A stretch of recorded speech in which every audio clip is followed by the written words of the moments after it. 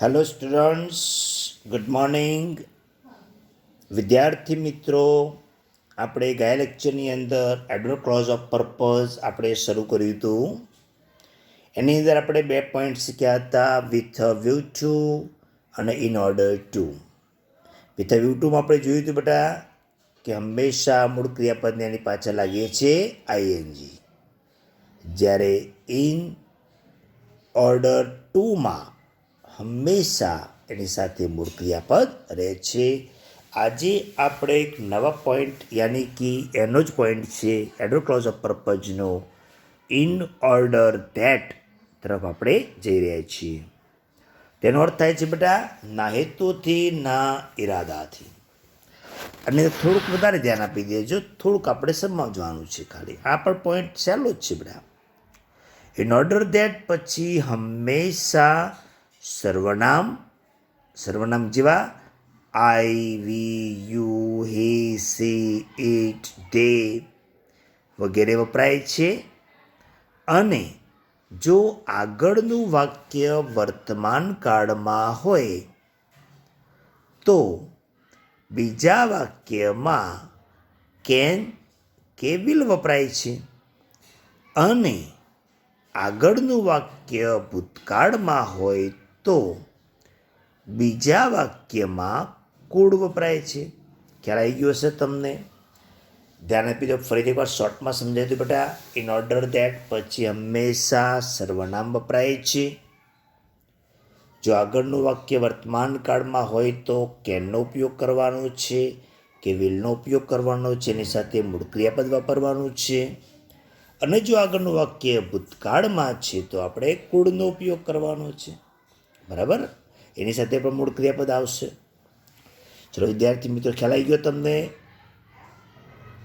એક વાક્ય પછી તરત જ પહેલા વાક્યમાં જે સર્વનામ જે છે એના પ્રમાણે જે નામ છે એનું આપણે સર્વનામ લેવાનું છે.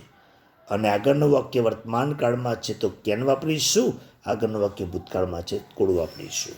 ચલો આપણે એક્ઝામ્પલ સમજીશું બેટા. Mister Patel went to America to earn more money. બરાબર છે? તો બેટા એ ધ્યાન આપી દેજો. મિસ્ટર પટેલ વધારે પૈસા કમાવાના હેતુથી અમેરિકા ગયા હતા. બરાબર છે? આવો અર્થ છે. આપણો નિયમ છે બેટા, ઇન ઓર્ડર ધેટ પછી હંમેશા સર્વનામ વપરાશે. ધ્યાન આપજો. Mister Patel went to America in order that. In order that. ધ્યાન આપજો. મિસ્ટર પટેલ પુરુષ છે માટે સર્વનામ શું લઈશું બેટા? આપણે હી લઈશું.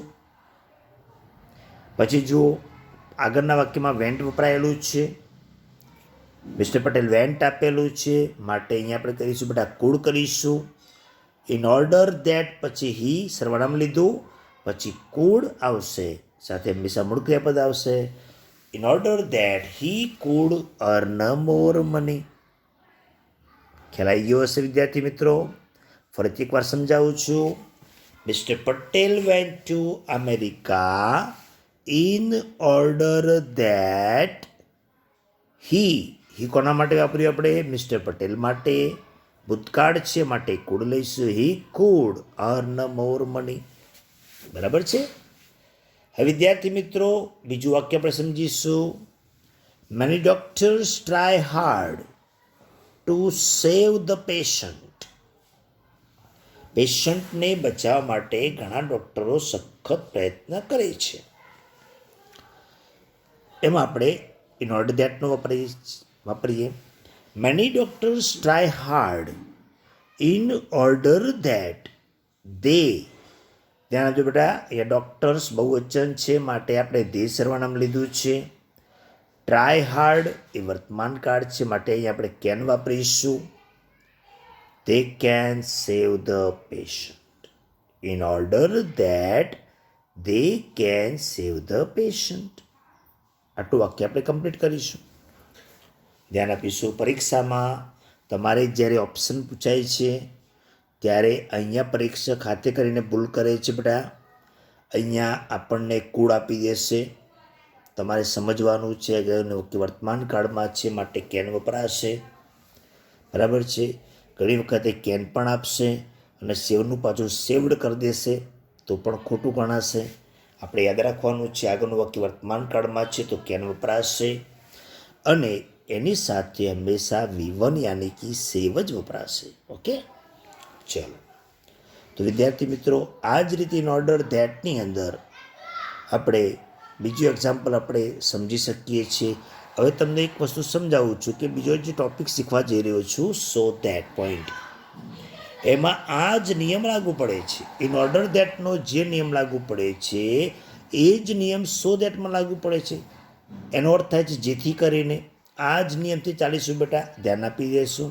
આ બંને એક્ઝામ્પલ તમે યુઝ કરી શકો છો.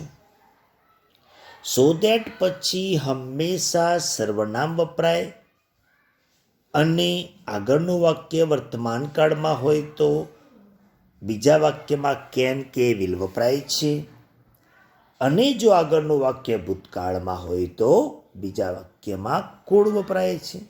બરાબર છે વિદ્યાર્થી મિત્રો? પહેલાંની જેમ જ છે, સહેજ પણ ડિફિકલ્ટ નથી. જુઓ તમે, I read English dictionary to enrich my vocabularies. બરાબર છે. આ જ વાક્યમાં આપણે સો ધેટનો ઉપયોગ કરીએ બેટા તો ધ્યાન આપીશું. I read English dictionary so that, સર્વનામ લીધું બેટા આઈનું સર્વનામ આઈ જ થાય. નામ હોત તો આપણે, છોકરી હોત તો આપણે સી કરત, છોકરો હોત તો આપણે હી કરત, બહુવચન હોત તો આપણે તે કરત. અહીંયા આઈ પોતે જ સર્વનામ છે માટે બેટા આપણે આઈ જ લઈશું. વર્તમાન કાળ છે માટે આપણે કેન વાપરીશું. I can enrich my vocabularies.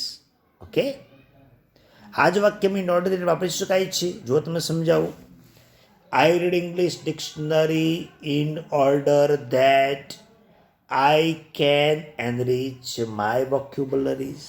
Okay, ખ્યાલ આવી ગયો હશે. હવે એ જ નિયમ, એ જ રૂલ્સ અહીંયા લાગુ પડશે. બીજું example, we should read newspaper daily to get knowledge.